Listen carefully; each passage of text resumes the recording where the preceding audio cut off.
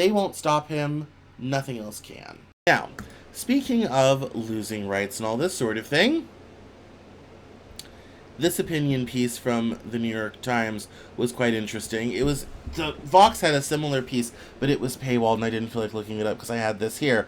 But the title is rather telling. The Supreme Court has finally found a president it likes.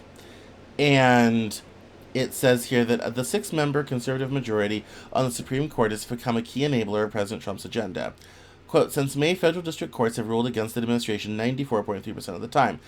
Unquote, Adam Bonica, political scientist at Stanford, wrote in a June 25 Substack essay. But the Supreme Court, however, has flipped that outcome, siding with the administration in 93.7% of its cases. The Supreme Court is now in open conflict with the lower courts over cases involving the Trump administration.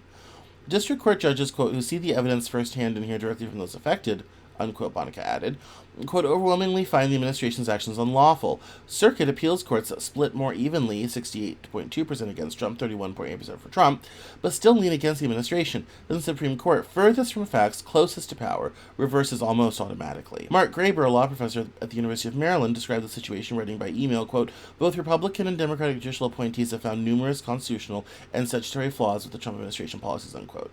Faced with the surge of lower court rulings against Trump and his appointees, Graber continued, the Supreme Court under Chief Justice Roberts, quote, almost without exception, has been breaking the lower federal courts rather than the Trump administration. This has been done largely through rulings without accompanying reasons explaining why the lower federal courts were so wrong.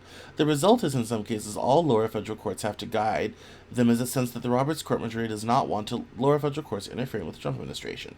Universities, Graber wrote, fear being tied up in litigation for years. If the Supreme Court permits Trump to implement his version of the law for 2 or 3 years, universities who oppose him will be damaged significantly.